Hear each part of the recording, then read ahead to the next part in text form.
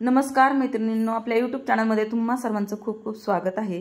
आज मी इथे कृष्ण जयंती किंवा कालाष्टमी निमित्त मी इथे गोपाळकाल्याची रेसिपी बनवत आहे आणि ही रेसिपी कशी बनवतीये हे व्हिडिओ स्किप न करता शेवटपर्यंत पहा। व्हिडिओ आवडला तर व्हिडिओला लाईक करा, शेअर करा, आपल्या चॅनलवरती नवीन असाल तर चॅनलला सबस्क्राइब करा आणि आतापर्यंत ज्यांनी सबस्क्राइब केले ना त्यांचे मनापासून खूप खूप धन्यवाद। तर चला आता आपण बनवू गोपाळकाला रेसिपी। तर गोपाळकाला रेसिपी बनवण्यासाठी बघा ह्या वाटीने मी 1.5 वाटी आपले पोहे घेतलेले आहेत आणि हे पोहे आपल्याला आता 3 वेळा स्वच्छ धुवून घ्यायचे आहेत। तर चला मी हे पोहे 3 वेळा स्वच्छ धुवून घेते आता। आणि मैत्रिणींनो, ही रेसिपी आहे ना खूप टेस्टी लागते, खूपच छान आणि गोपाळकाल्याला ही सर्वकडे केली जाते। तर तुम्ही ही नक्की ट्राय करा आणि मला सांगा कमेंटमध्ये कशी झाली आणि त्यासाठी व्हिडिओ स्किप न करता शेवटपर्यंत पहा। तर बघा आता हे पोहे आपले 3 वेळा स्वच्छ धुवून घेतलेले आहेत मी आणि हे पोहे आहेत ना आता आपल्याला थोडा वेळ बाजूला ठेवायचे आहेत आणि एक बाउल घ्यायचा आहे आपल्याला। तर मी पोहे बाजूला ठेवून घेते। त्यानंतर इथे मी एक बाउल घेतलेला आहे आणि या बाउलमध्ये ना आपल्याला आता बाकीचे जिन्नस घालून घ्यायचे। तर त्यामध्ये 1 वाटी मी हे मुरमुरे घेतलेले आहेत। तर ह्या मुरमुऱ्यांना काही भागामध्ये कुरमुरे चिरमुरे असं म्हणतात। तर हे मुरमुरे मी घेतले 1 वाटी आणि 1 चमचाभर मी इथे ज्वारीच्या लाह्या घेतलेल्या आहेत। तुमच्याकडे जर जास्त असेल तर तुम्ही जास्तही लाह्या घेऊ शकता। त्यानंतर मी अर्धीशी वाटी इथे डाळवं घेतलेले, जे फुटाण्याचं डाळवं असतं ते डाळवं घेतलेले। तर तुम्ही इथे डाळ्यांऐवजी जी चण्याची डाळ असते ती 4 तास भिजवून घेतली तीही चालेल, त्यानेही खूप छान टेस्टी लागतं। त्यानंतर बघा हे जे पोहे धुवून घेतलेले होते आपण, हे पोहे आता याच्यामध्ये घालून घ्यायचे आहे आपल्याला। तर पोहे माझे आता घालून झालेले आहेत। त्यानंतर ना याच्यामध्ये आपल्याला आता ही काकडी आहे बारीक चिरलेली मी, तर एक छोटी काकडी घेतली मी बारीक चिरून, ही काकडी घालून घेतली आहे। त्यानंतर अर्धसं मी इथे सफरचंद घेतलेले आहेत। तर तुम्ही तुमच्या आवडीनुसार फळं घेऊ शकता। तर इथं पेरू असेल तुमच्याकडे तर पिकलेला पेरू सुद्धा तुम्ही याच्यामध्ये घालू शकता, पेरूने सुद्धा छान टेस्ट येते। त्यानंतर अर्धीशी वाटी मी इथे डाळिंबाचे दाणे घालून घेते आणि थोडेसे दाणे मी गार्निशिंगसाठी ठेवणार आहे। तर आता बघा हे आपले फळांचे घालून झालेले आहे आणि त्यानंतर आपल्याला याच्यामध्ये 1 वाटी फ्रेश दही घालायचं आहे। तर मी इथे 1 वाटी दही घालून घेते आणि मैत्रिणींना जर तुमचं दही आंबट नसेल तर तुम्ही इथे अर्ध्याशा लिंबाचा रस वरतून घातला तरीही चालेल, परंतु माझं दही हे फार आंबट आहे त्याच्यामुळे मी याच्यामध्ये लिंबू काही घालणार नाही आहे। तर इथं आता दही घालून झालेलं आहे। त्यानंतर याच्यामध्ये ना आपल्याला चवीनुसार मीठ घालायचं आहे।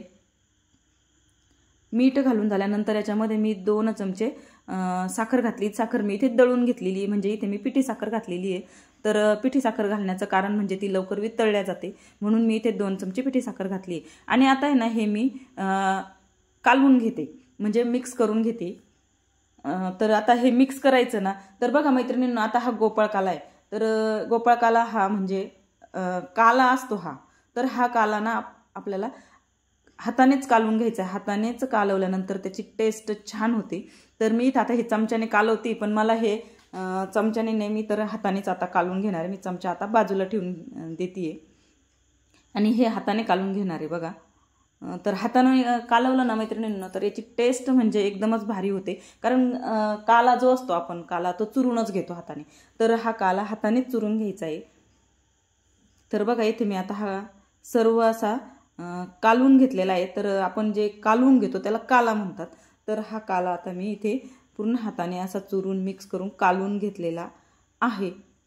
तर बघा इथे आता आपला हा संपूर्ण झाला आहे मिक्स करून किंवा कालवून। तर आता हा थोडा वेळ बाजूला ठेवायचा आहे आपल्याला आणि याच्यावरती ना आता आपल्याला मस्त अशी फोडणी घालून घ्यायची आहे। तर त्यासाठी मी काय केलंय, हा आता थोडा वेळ बाजूला ठेवते आणि गॅसवरती एक तडक्याची छोटी कढई ठेवलेली आहे। कढई गरम झाली की त्यामध्ये आपल्याला गाईचं तूप घालून घ्यायचं 1 चमचा। इथे आपल्याला 1 चमचा तूप किंवा 1 चमचा लोणीचं घालून घ्यायचं आहे।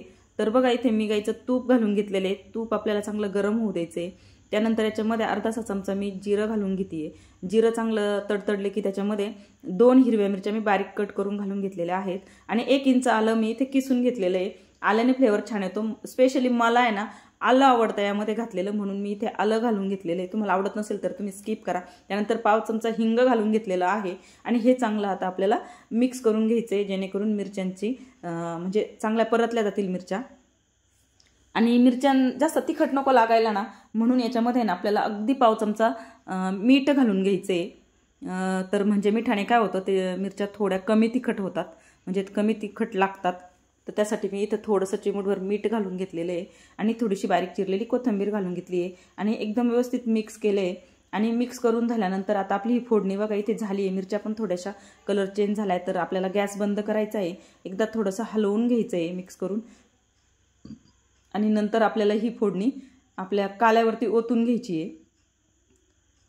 तर अशी काल्यावरती फोडणी ओतून घ्यायची आहे आणि फोडणी ओतून घेतल्यानंतर आहे ना आपल्याला ही चमच्यानेच मिक्स करायची आहे, कारण तूप हे गरम आहे तर हाताला चटका लागण्याची शक्यता आहे। त्यामुळे तुम्ही आता ही चमच्यानेच मिक्स करा आणि थोडीशी राहिलेली कोथिंबीर पण मी याच्यावरती घालून घेतलेली आहे। कोथिंबीरीने पण आपल्या पोह्यांना असं सुवास छान येतो आणि हे व्यवस्थित मिक्स करून घ्यायचं आहे मैत्रिणींनो। आपल्याला एकदम खालपर्यंत आपल्या फोडणीचं फ्लेवर गेला पाहिजे, तर या पद्धतीने असं सर्व मिक्स करून घ्यायची आहे। जर तुम्हाला म्हणजे तूप गरम नसेल वाटत, तुम्ही हाताने मिक्स करा, हाताने तर अजूनच छान होतं। तर मी ते आता सर्व मिक्स करून घेतलेलं आहे। तर मी एका सर्विंग बाउलमध्ये आता हा गोपाळकाला सर्व करणार आहे। त्यानंतर वरून गार्निशिंगसाठी थोडेफार जे डाळिंबाचे दाणे ठेवले होते ते घालून घेते आणि हा प्रसाद आहे, आता श्रीकृष्णाचा प्रसाद आहे गोपाळकाला।